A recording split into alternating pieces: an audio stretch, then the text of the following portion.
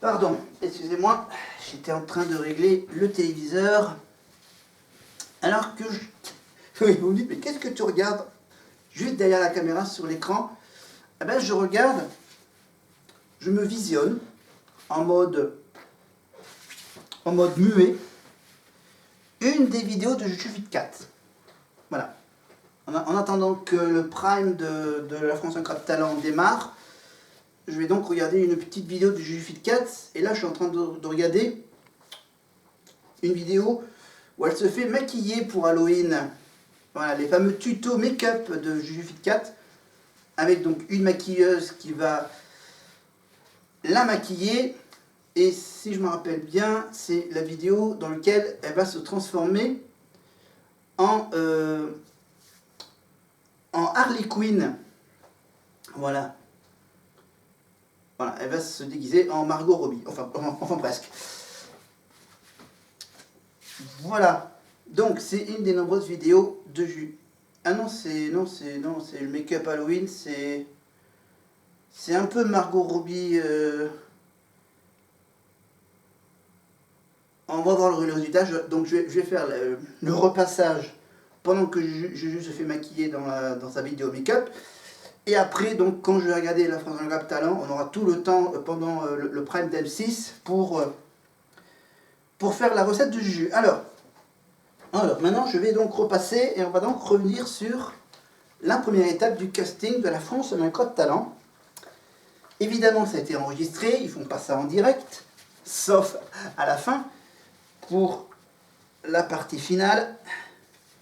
La partie la plus intéressante, bien sûr, parce que là, la partie où on fait le casting, évidemment, c'est que, bien sûr, le casting se passe sur toute une journée. Vous verrez également, bien sûr, que Juju va nous faire découvrir un peu les coulisses de cette émission. Voilà.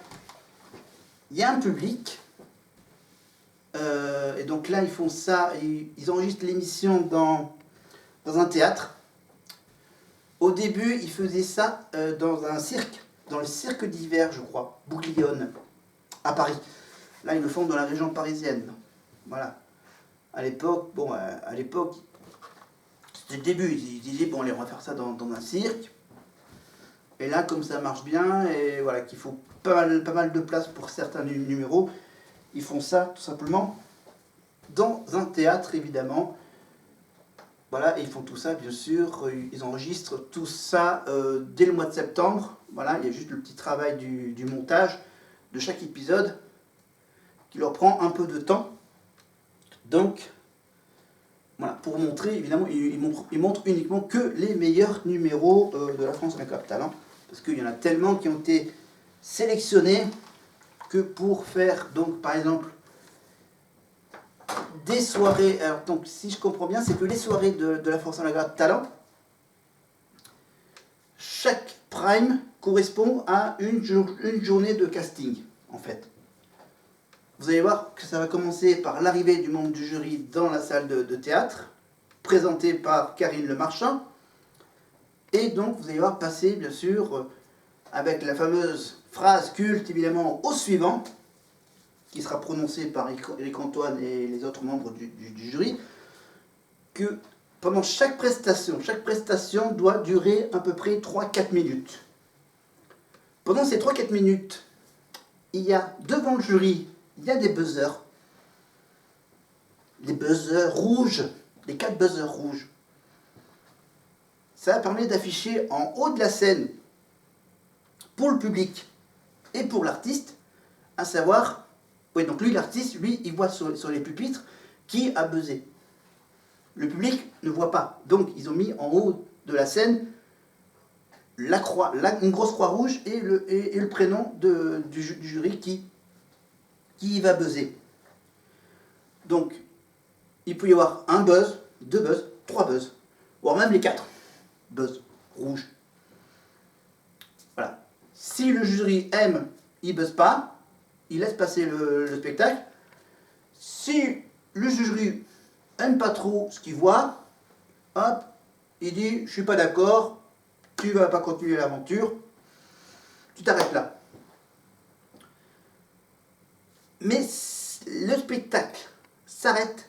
quand il y a les 4 buzzers rouges d'appuyer. Voilà. Pour que les 4 ne soient pas d'accord pour que ça s'arrête vraiment. S'il n'y a que 3 buzz rouges, 3 croix rouges, il peut aller presque jusqu'à la fin, mais dès que le 4e s'enclenche, ça arrête le spectacle, ça met une grosse lumière rouge dans la scène et ça fait le signal pour dire hop, tu t'arrêtes là, c'est fini, tu peux pas faire la suite. Voilà. Bien sûr, il y a aussi, depuis quelques saisons, il y a un nouveau petit système bonus, un petit bonus qui est le Golden Buzzer, le buzzer en or. Le buzzer en or, c'est un gros champignon doré, voilà, en plein milieu du pupitre. Voilà, c'est entre Hélène Ségara et Marianne James qu'on voit un gros buzzer doré. Qu'au départ, ça permettait au candidat qui reçoit le buzzer, qui n'est utilisable qu'une seule fois par membre du jury. Donc le jury peut en sauver que 4 artistes. Enfin, les sauver. les faire propulser jusqu'en demi-finale, je crois, c'est ça. Non, jusqu'en finale. Si je me trompe pas. Parce qu'avant, il y avait bien sûr les qualifications, la demi-finale, les demi-finales et la finale. Là, pour cette nouvelle saison, avec Jujuficas, il y a une étape intermédiaire. Les quarts de finale. Pour que ça dure un peu plus longtemps. Voilà. Donc, il y a grosso modo 5-6 primes de casting. Après, il doit y avoir 1 ou 2 primes de quart de finale. Et à peu près 2 demi-finales. Voilà, 2 primes de demi-finale. Et le gros prime de la finale pour Noël en direct. Et je crois que les demi-finales sont aussi enregistrées. Si je ne me trompe pas. Il y aura juste que la grosse finale qui sera en direct où le public pourra voter par téléphone ou par SMS. Toujours le bon vieux système du vote téléphonique. Voilà, évidemment, si vous avez raté la France Incroyable Talent, bien sûr, il y a le replay, évidemment, sur 6play. Voilà, il faut que je retourne mon repassage. Voilà. Désolé, parce que je suis un peu concentré par rapport à ce que je dis, par rapport à ce que je vois sur la vidéo de JujuFit4 qui se fait maquiller pour Halloween. Voilà. Donc il faut un peu que j'avance aussi sur le repassage. Le repassage à ma façon. Voilà.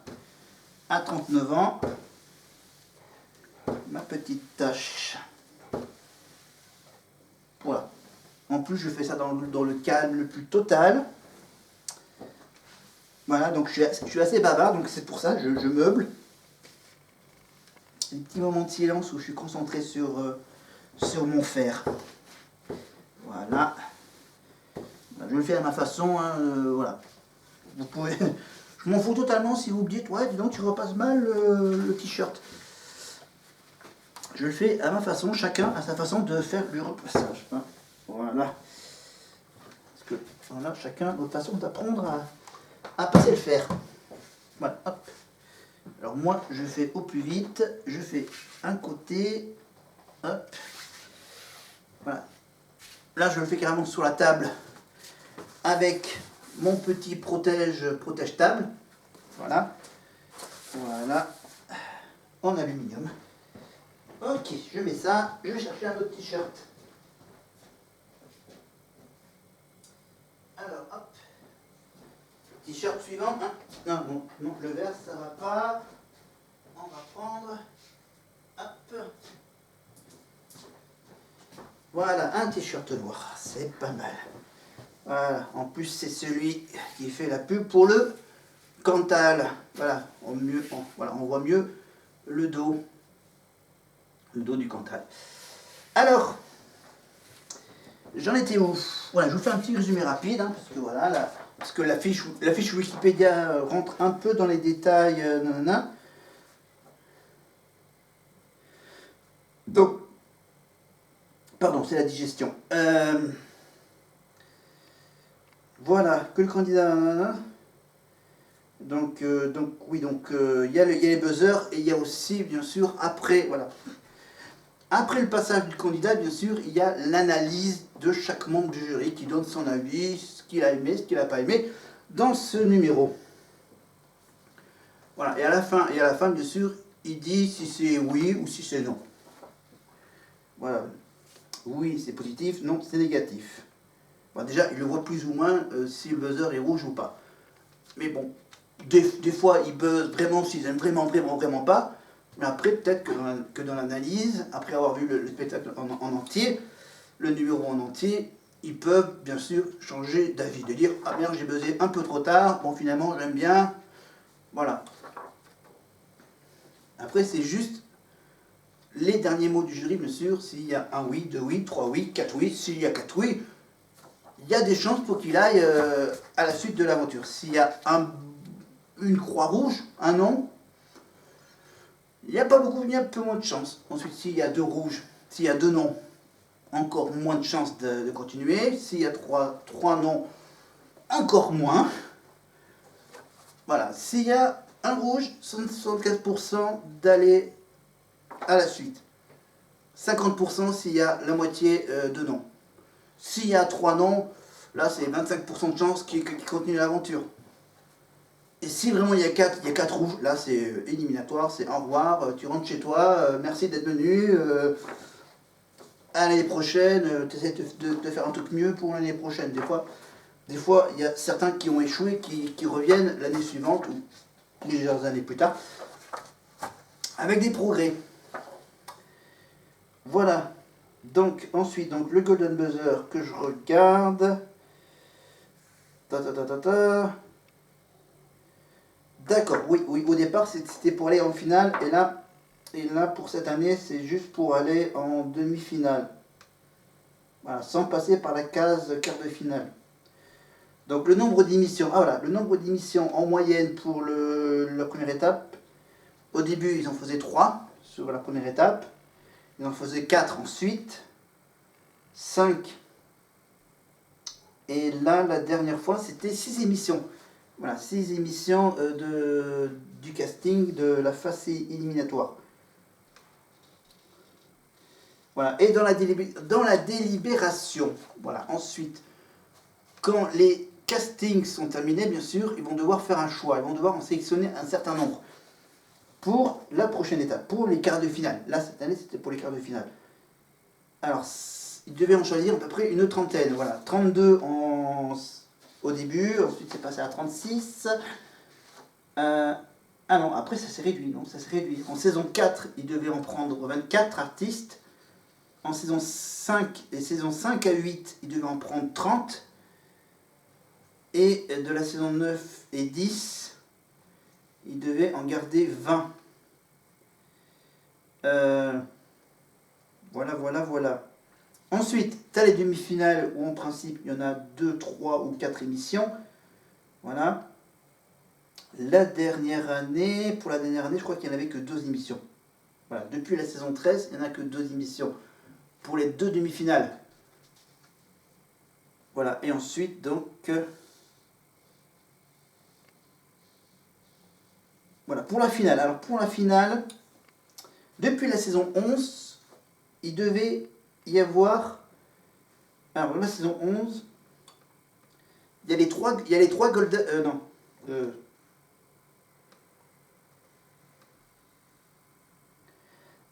D'accord. D'accord, pardon, excusez-moi. Pour la demi-finale, pour ceux qui se passent en demi-finale et qui sont qualifiés pour la finale, il y en a 3 candidats grâce au jury, plus un candidat grâce au juge invité.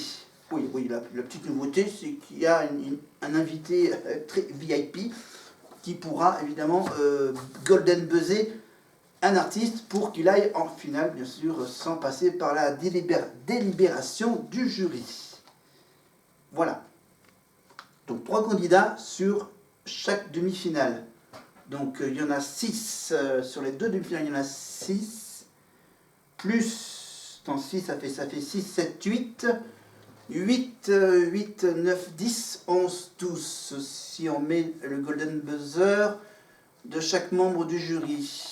En finale, il y en a à peu près une petite dizaine qui vont en finale devant les téléspectateurs qui seront eux les seuls juges évidemment, même s'il y a le jury qui est là pour la finale pour donner leur avis sur leur prestation finale, évidemment qui sert un peu aux téléspectateurs pour faire leur choix. Et bien sûr, je pense que les téléspectateurs ont déjà leur premier choix. Alors, je vois que la vidéo est terminée. 21h07, on va voir si c'est sur M6 que c'est parti. Hop. Alors, on va sur la 6. Voilà, avec la télé, on fait ça presque du direct. Ok, il y a la petite pub d'avant l'émission. Voilà, et donc je continue à raconter la suite, la fin. Voilà. Ah, donc pour la finale, donc voilà, au début de l'aventure, pour les premières saisons, voilà, il y en a en principe 10, 12, 13. Voilà, 10, 12, 13. Donc j'ai bien fait les calculs. J'ai fait le calcul, donc 3 par demi-finale, qui seront choisis par le jury. 1 par l'invité de la première demi-finale, plus 1 choisi par l'invité de la deuxième demi-finale. En ajoutant les 4 Golden Buzzer, donc là je ne sais pas pour cette saison comment ils vont faire pour... tellement compliqué ces émissions.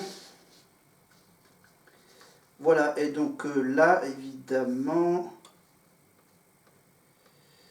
Ah oui, des petites précisions bien sûr, c'est que bien sûr le logo de l'émission est à peu près le même depuis la saison 4.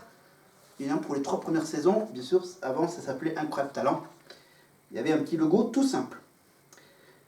Et pour le générique, avant que ça commence sur M6, évidemment je garderai le son coupé.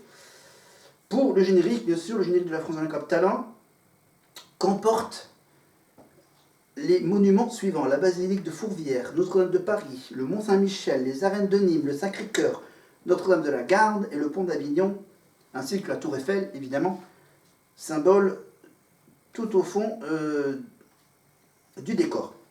Quant à la musique, elle est la même que le générique de la version britannique, que les versions étrangères. Voilà, à peu près, voilà. C'est dans le contrat avec la production, avec... qui produit ça? C'est qui produit ça? Donc ça a été créé par Simon Cowell, qui fait partie évidemment du jury de la version anglaise et américaine d'American Got Talent et Britain's Got Talent. Et je vois que ça commence. Et donc je vous rappelle que c'est une émission réalisée par Sébastien Zibi, Massimo Manganaro ou Franck Brouca. C'est Karim Le Marchand qui anime l'émission depuis la 15e saison. Ça a été présenté par Alexandra Sublet, par Sandrine Cormand, par Alex Good, Louise Ekland, et oui, et un certain David Ginola. Et dans le jury, donc, Hélène Ségara, Eric Antoine, Marianne James, Sugar Sammy cette année, depuis la saison 13. Hélène Ségara, elle est là depuis la 10e saison. Et Eric Antoine depuis la 10e saison aussi. Je fais un peu plus vite. Dans les anciens membres du jury, on avait entre autres Sophie Edelstein, Patrick Dupont, Smaïn, Dave, Giuliano Paparini, la chanteuse Laurie pour la saison 9, Olivier Citruc pour la saison 9, Kamel Wally pendant 3 saisons, 10, 11 et 12, Smaïn c'était pour la saison 4, Patrick Dupont pour la saison 2 et 3 de la France Incroyable Talent, Sophie Edelstein de la saison 1 à 3 et de la saison 5 à 8. Voilà. Et donc voilà, je vous fais un peu une petite liste des vainqueurs de la France Incroyable Talent. Donc on avait donc le danseur Salah en saison 1, Junior, breakdancer, voilà, c'était plutôt de la breakdance, hein. Salah pour la saison 1 et Junior pour la saison 2, du même style de danse, le breakdance. On avait Alex pour la saison 3 qui domptait le feu, dompteur de feu. On avait le groupe Écho Lié, de la danse comique. Axel et Alizé, deux petits enfants qui dansent, les danses du salon. On avait Dalmas. Marina Delmas. Ça vous dit quelque chose, Marina Delmas? Marina Kay, évidemment la chanteuse Marina Kay, qui a gagné. Il y avait les Androchinoises en saison 7 avec les Allemands du groupe d'Immobilier. On avait ensuite le Machinois qui a gagné, le Machinois, avec Simon Hull, je crois que c'était un Suisse ou un Canadien. La Bagade de Vannes, oui, le grand orchestre de la Bagade de Vannes, de la musique celtique, évidemment, en saison 9. En saison 10, on avait une dresseuse de chiens qui a gagné, Juliette et son chien Charlie. On avait aussi de la magie qui a gagné une année, pour faire plaisir à Éric Antoine, en saison 11, avec Antonio. On le retrouve, lui, régulièrement avec Arthur dans Vendredi tout est permis ou dans l'émission en prime Diversion, des grands spectacles de magie, ou encore Laura Lone en saison 12, la chanteuse humoristique avec sa guitare et ses chansons un peu osées. Et pour la saison 13, par exemple, Jean-Baptiste Guégan, le sosie vocal de Johnny Hallyday. Et dernièrement, il y avait aussi une ventriloque qui s'appelle...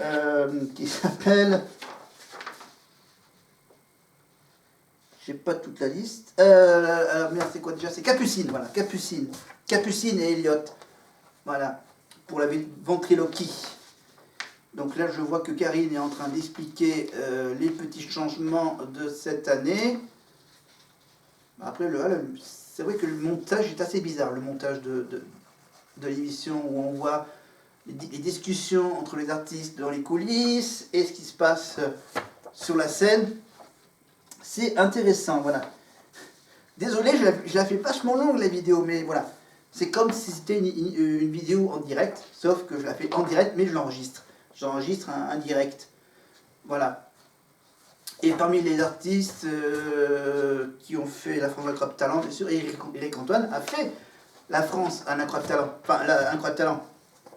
La première saison. Il était candidat. À l'époque, il n'était pas comme il est maintenant. Physiquement. Enfin, tout. Voilà, il faisait son numéro où il faisait croire qu'il se faisait trouer la langue, par exemple. Voilà, un de ses premiers numéros en France, évidemment, et depuis, bien sûr, il fait ses grands spectacles de magie dans toute la France, donc on le retrouvera bientôt.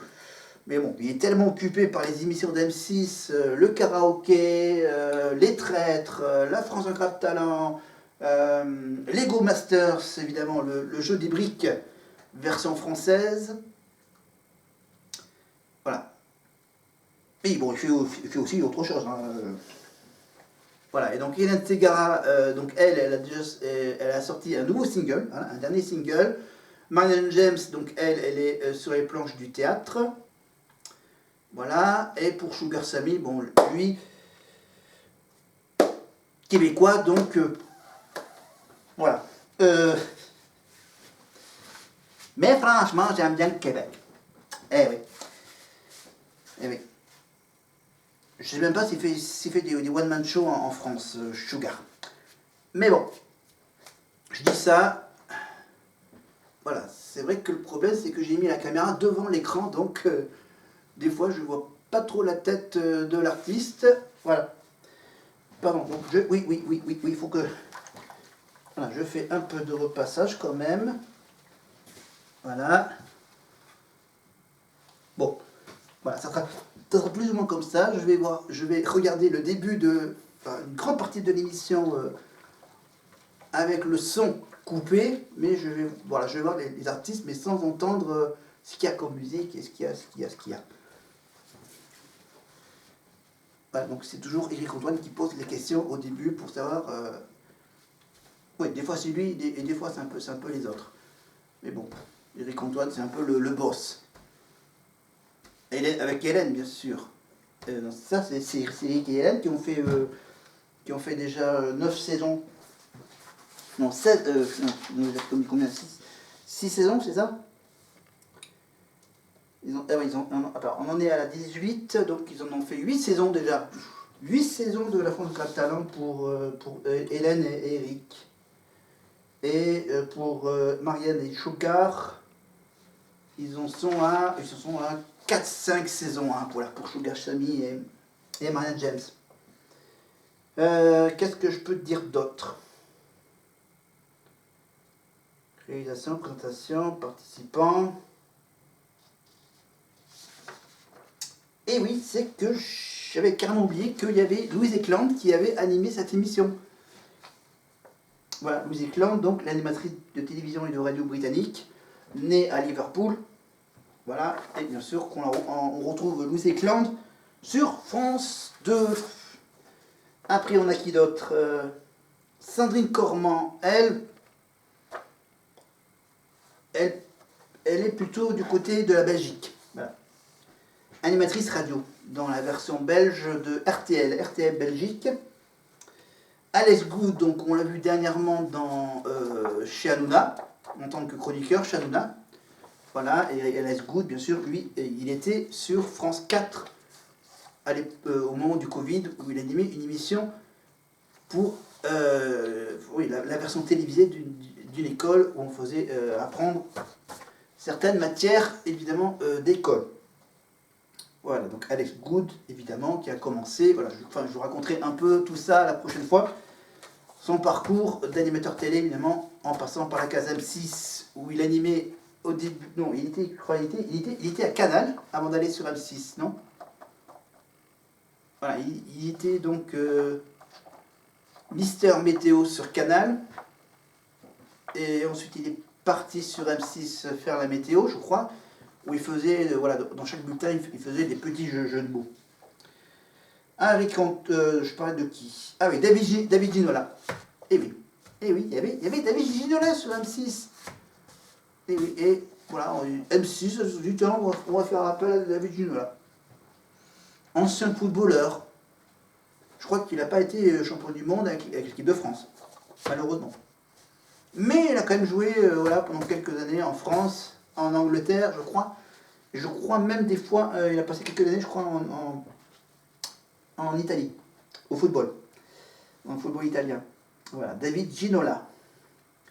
Alice Good, Louise Eklund, Sandrine Cormand, et Sandra Sublet, bien sûr, elle, vous le savez. Elle est passée de M6 à TF1 avec Conteloup, et maintenant, elle fait sa carrière de comédienne dans des séries télé de TF1. Voilà, et Karine Le Marchand, c'est pas la peine qu'on la présente, hein, c'est bien sûr L'amour est dans le pré, entre autres, surtout L'amour est dans le pré. Voilà, on la voit, bien sûr, tous les lundis sur M6, donc, avec les agriculteurs et agricultrices. Et pour la deuxième partie, la France en incroyable talent, ça continue, il y a évidemment les 4 animateurs de ce programme, en commençant par le début de Jérôme Anthony. Évidemment, Jérôme Anthony, bien sûr, je vous rappelle qu'on le retrouve pour Noël avec Cyril Lignac pour les recettes de cuisine. Anthony Joubert, évidemment, ça c'est sur YouTube, la chaîne des vidéos, évidemment, le Marseillais Anthony Joubert. Évidemment, Anthony Joubert qui a fait également comme Éric Antoine, je crois qu'il a fait plus ou moins la même saison, la première saison de la France à l'incroyable talent, en tant que candidat. Voilà. Donald Jacksman, évidemment, humoriste également, qui a fait aussi, en 2019, les afters de la France à l'incroyable talent. Donald Jacksman, maintenant on le retrouve, je crois, à la radio, je crois. Je sais même plus. Mais il y a surtout, bien sûr, de 2020 à 2022, ça je ne sais même pas qu'il a fait très peu de temps.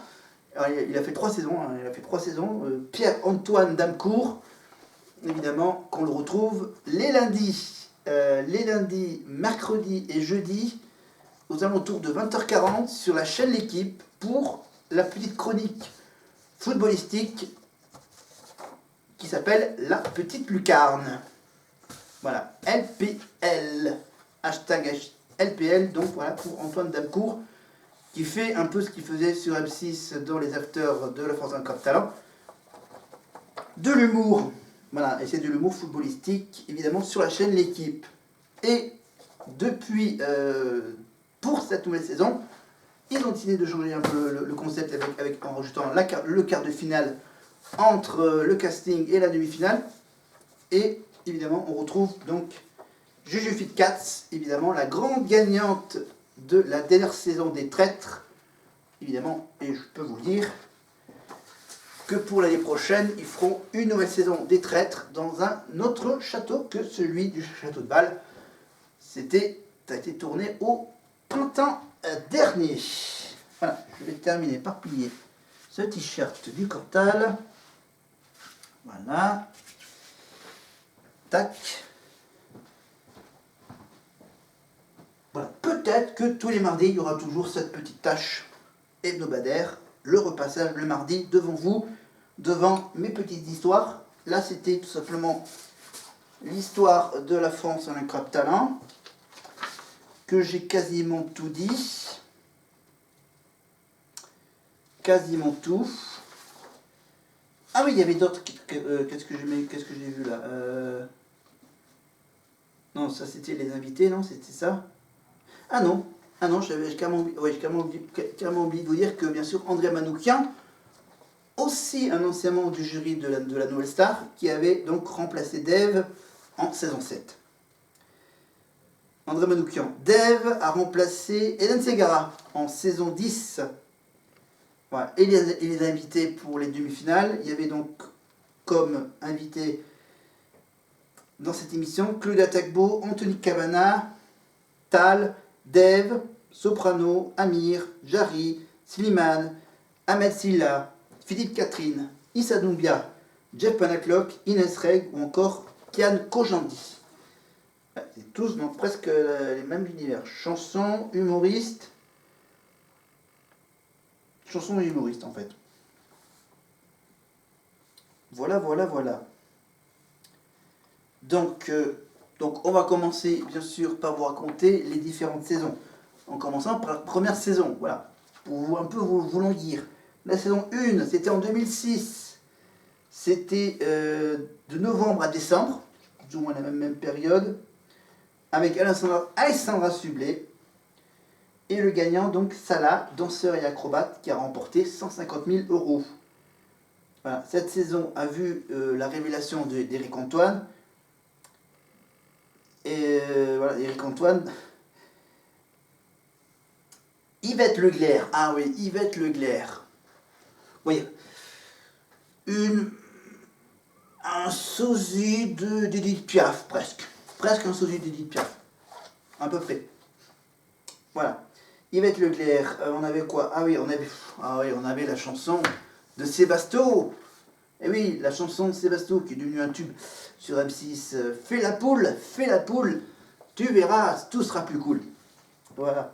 Sébasto fait la poule, voilà, qui est devenu donc un tube pour cette première saison, un tube récurrent pendant cette première saison. Donc Sébasto, voilà, c'est un gars qui se déguise en poule et qui chante cette chanson.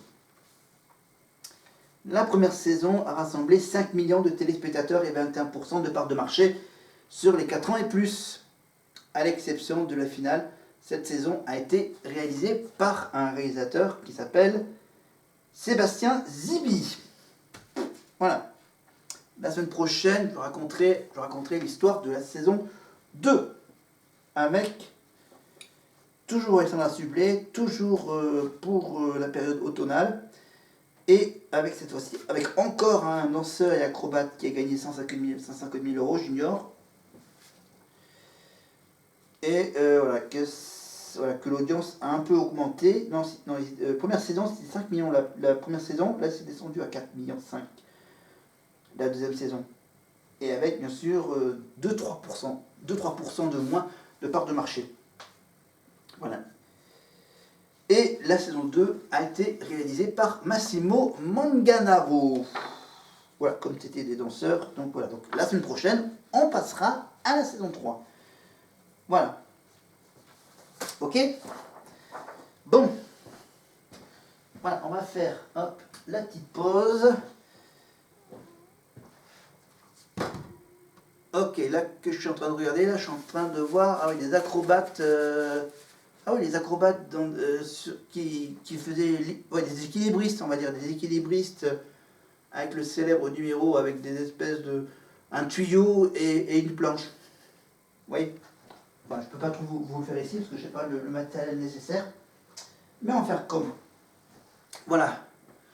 Donc je regarde la batterie de ma caméra.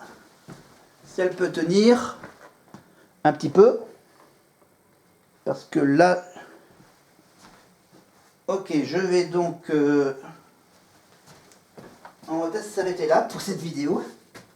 Voilà, une vidéo où j'ai fait que 2 t-shirts à repasser en faisant cette vidéo. Donc je vais faire une petite pause, j'enlève tout le matériel, le fer et la protection. Je vais peut-être même mettre une autre protection. Je vais mettre, donc si je le trouve par là, hop, je vais mettre, voilà, pour protéger la table de mes talents de cuisine. Voilà, je prépare ça.